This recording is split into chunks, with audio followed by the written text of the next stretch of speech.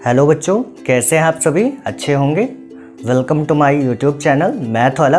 बच्चों मैं हाजिर हूं आज एक नए टॉपिक के साथ। बच्चों आज का हमारा टॉपिक है trigonometrical ratios for special angle. आज हम लोग समझेंगे कि ट्रिग्नोमेट्रिकल रेशियोज जो होते हैं एंगल पे इनका क्या चेंजमेंट होता है और एंगल की वैल्यू क्या होती है और टेबल आप कैसे लर्न करेंगे, एंगल की वैल्यू टेबल जो है उसको कैसे लर्न करेंगे। आज मैं इसकी शॉर्ट ट्रिक आपको बताऊंगा कि इसको आप किस तरह प्रिपेयर कर सकते हैं। तो चलिए आते हैं अपने टॉपिक पे। आज का हमारा टॉपिक है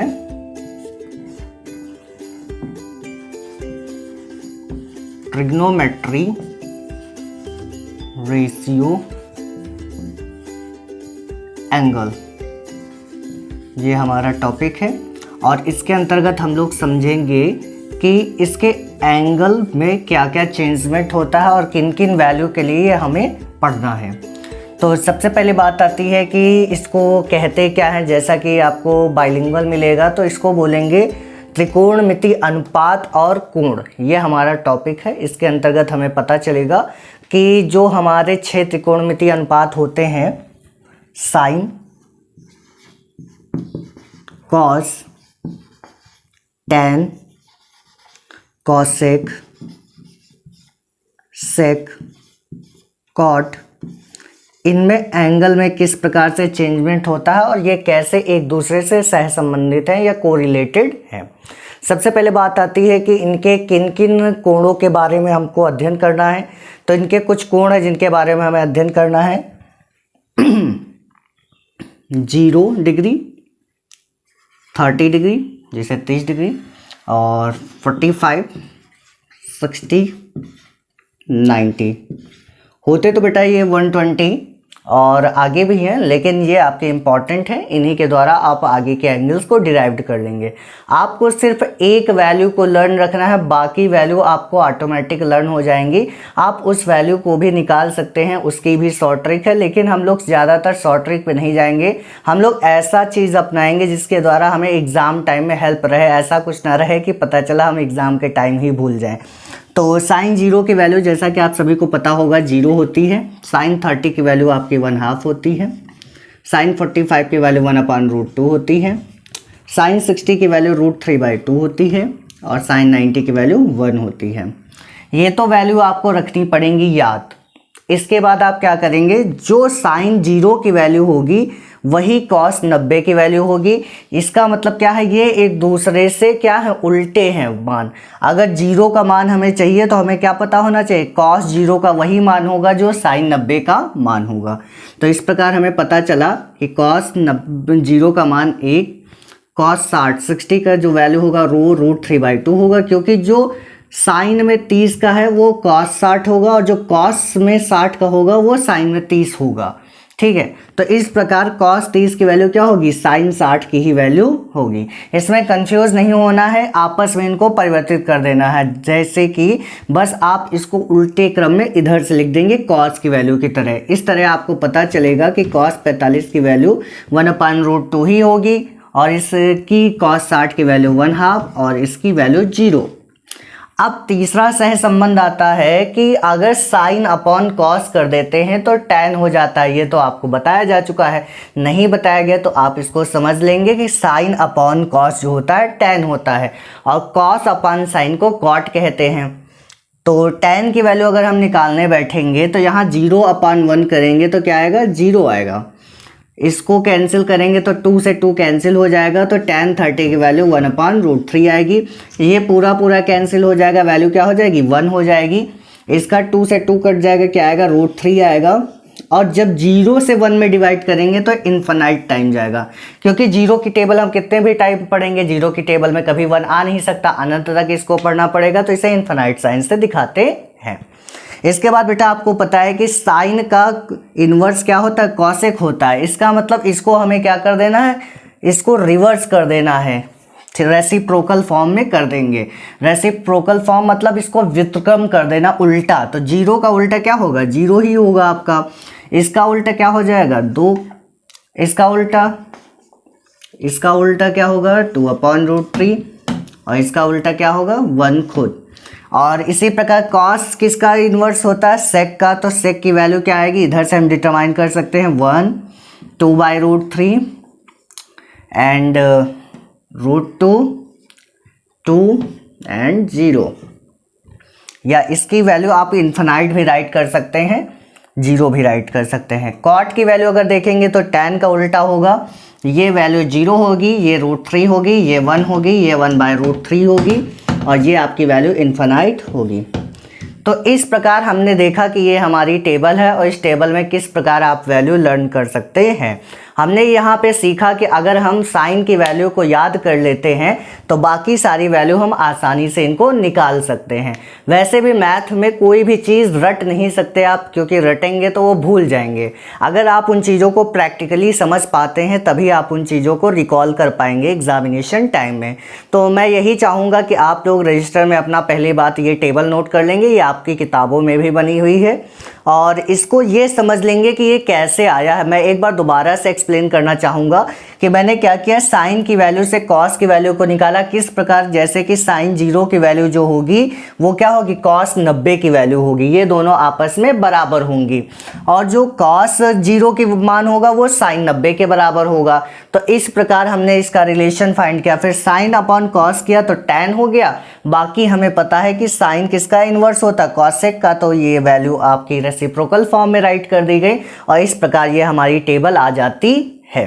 तो बच्चों आपको ये समझ आया होगा। अगर ये जानकारी आपको लाभप्रद लगे और आपको लगे कि ये जानकारी हमें मित्रों तक शेयर करनी चाहिए तो इसको शेयर कर देंगे, और लाइक और सब्सक्राइब तो आप कर ही देते हैं, ये तो कहने की कोई बात नहीं।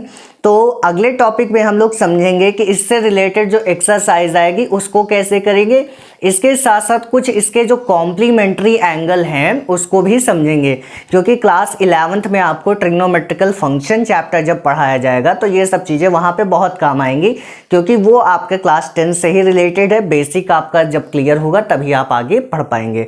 और वैसे भी एग्जामिनेशन पर्पज से यूपी बोर्ड हो या सीबीएसई बोर्ड, दोनों बोर्डों में इसमें से भारी भरकम मात्रा में क्वेश्चन आते हैं। 12 नंबर से 20 नंबर तक के क्वेश्चन आते हैं, तो मुझे लगता है कि अगर 12 नंबर से 20 नंबर आपको फ्री में मिल जाते हैं तो कोई दिक्कत नहीं, और ये बहुत आसान टॉपिक है, आप इसको आसानी से कर सकते हैं।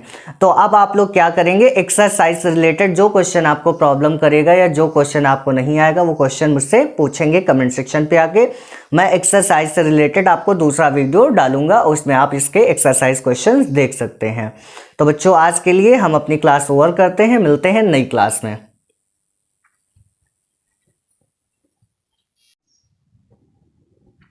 हेलो बच्चों, welcome to my YouTube channel math वाला। जैसा कि बेटा हमने पिछले वीडियो में कहा था, नेक्स्ट वीडियो में हम लोग कॉम्प्लीमेंट्री एंगल्स के बारे में चर्चा करेंगे और एक्सरसाइज 8.2 में जो क्वेश्चंस आपको प्रॉब्लम क्रिएट करेंगे उनको डिस्कस करेंगे। तो आप लोगों का कोई क्वेश्चन अभी तक आया तो है नहीं, तो फिर भी मैं बताना चाहूँगा कि जो मैंने पिछली वीडियो में एक्सरसाइज एक्सप्लेन की थी या जो फॉर्मूले एक्सप्लेन किए थे, आप उनका यूज़ किस प्रकार कर सकते हैं। तो मैं एक एग्जाम्पल के लिए एक क्वेश्चन उठाना चाहूँगा एनसीईआरटी बुक का, और वो क्वेश्चन है आपके सामने, साइन 60 कॉस 30। ये हमारा 8.2 एक्सरसाइज का फर्स्ट क्वेश्चन है और इसको हम लोग डिस्कस करेंगे डीप में। Sine 60 into cos 30 plus sine 30 into cos 60। इस क्वेश्चन को हम लोग समझेंगे। आपको मैंने टेबल ये बता रखी थी कि बेटा इसकी टेबल से आपको वैल्यू याद रखनी होंगी और तभी इन क्वेश्चंस को आप कर पाएंगे। तो साइन 60 की वैल्यू आपको टेबल से क्या बताई गई थी, √3/2 होती है। और cos 30 की वैल्यू क्या होगी, cos 30 की वैल्यू जो आपकी होगी, जो आपकी sin 60 की वैल्यू होगी वही cos 30 की वैल्यू होगी, क्योंकि मैंने आपको बताया था कि आपस में क्या है, को रिलेटेड है। तो इसकी भी वैल्यू √3/2 ही होगी। प्लस sin 30 की वैल्यू आपकी क्या होगी, sin 30 की वैल्यू 1/2 होती है। इसी प्रकार cos 60 की भी वैल्यू 1/2 ही होगी।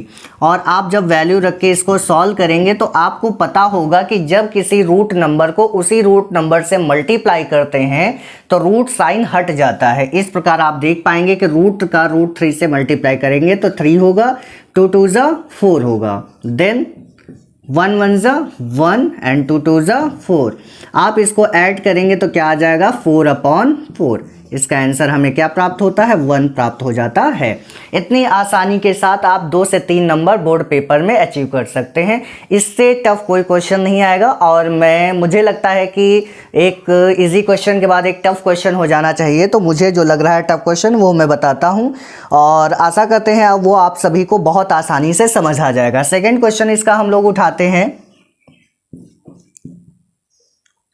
2 tan square 45 plus cos square 30 minus sine square 60। इसमें बेटा वैल्यू ही हमें रखनी है, जैसा कि मैंने आपको बताया हुआ है कि वैल्यू रख के आप इसको आसानी से फाइंड कर सकते हैं। तो tan 45 की वैल्यू क्या होती है, आपकी 1 होती है और यहाँ पे होल स्क्वायर है तो इस होल स्क्वायर को क्या कर देंगे, 1 के साथ स्क्वायर कर देंगे। कॉस स्क्वायर 30 की वैल्यू जैसा कि आपने ऊपर रखा हुआ है √3/2 होती है और इसका होल स्क्वायर कर देंगे। माइनस साइन 60 की भी वैल्यू क्या होती है, √3/2 ही होती है, इसका भी होल स्क्वायर करना है। आप देख पा रहे होंगे कि एक √3/2 प्लस साइन के साथ है, एक माइनस साइन के साथ है, तो ये तो पहले क्या हो जाएंगे, कैंसिल हो जाएंगे।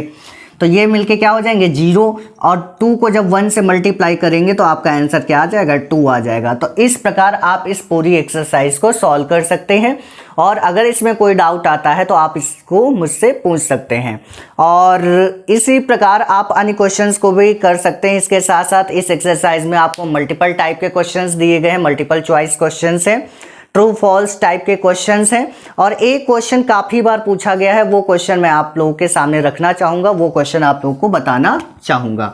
बहुत इजी क्वेश्चन है और उस क्वेश्चन को आप लोग समझेंगे। इस क्वेश्चन में आपको वैल्यू दी गई है कि tan a + b is equal to √3 और tan a - b is equal to 1/√3। Find the value of theta where theta is greater than 0 and lesser or equal to the 90। इसमें हमें क्या करना है, थीटा की वैल्यू a + b की value find करनी है, a व b की वैल्यू अलग अलग निकालनी है। तो इस क्वेश्चन को हम लोग नोटिस करेंगे, इसको देखेंगे।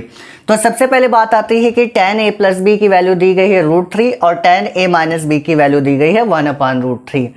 तो आप पहले मुझे ये बताएं कि tan में किसकी वैल्यू √3 होती है। तो बच्चों अभी आपने टेबल को समझा था पिछले वीडियो में, तो वहाँ पे आपको बताया गया था कि tan में tan 60 की वैल्यू √3 होती है। तो यहाँ पे हम लोग आसानी से लिख सकते हैं कि tan a + b is equal to tan 60, ऐसा हम लोग लिख सकते हैं।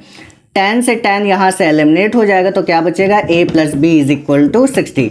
यहाँ पे आप एक्चुअल में इसको कैंसिल नहीं करेंगे, यहाँ पे आप इसको मानेंगे कि ये tan से tan कैंसिल हो गया है और tan a - b is equal to आपका क्या है 1/√3। तो 1/√3 किसकी वैल्यू होती है, tan 30 की। तो इस प्रकार हमें पता चला a - b is equal to क्या आ जाएगा 30। तो यहाँ पे एक इक्वेशन आपकी ये फर्स्ट है, ये इक्वेशन सेकेंड है। आप इसको एलिमिनेशन या सब्स्टिट्यूशन मेथड किसी का भी यूज करके आप इसको कर सकते हैं, लेकिन अभी आप लोगों को बच्चों ये मेथड पता नहीं होगी। तो अभी के लिए आप ये करेंगे कि आप इन दोनों का a + b is equal to 60 लिखेंगे, a - b is equal to 30 लिखेंगे और क्या करेंगे, दोनों इक्वेशन को करेंगे ऐड। ठीक है, तो आपका b से b क्या हो जाएगा, कैंसिल हो जाएगा। 2a इज इक्वल टू आपका कितना आ जाता है, 60 30 90 होता है, 90 हो जाएगा। a की जगह आपकी वैल्यू कितनी आ जाएगी, 90/2 इज इक्वल टू 45। a की वैल्यू 45 आ गई। तो आपको पता है a + b is equal to 60 है। इस कंडीशन में b इज इक्वल टू आपकी कितनी वैल्यू आ जाएगी, 60 - 45, क्योंकि ये इधर क्या था, प्लस में था, तो दूसरी तरफ क्या हो जाएगा, माइनस हो जाएगा और आपकी b की भी वैल्यू क्या आ जाएगी, 25 आ जाएगी, 25 नहीं सॉरी 15 आ जाएगी। तो आप लोग इस प्रकार इस पूरी एक्सरसाइज को सॉल्व कर सकते हैं। अगर फिर भी आपका कोई डाउट रह जाता है तो आप इसको कमेंट सेक्शन पे आके पूछ सकते हैं और अगले वीडियो में हम लोग अगली एक्सरसाइज को देखेंगे और कॉम्प्लीमेंट्री एंगल्स के बारे में समझेंगे। तब तक के लिए धन्यवाद।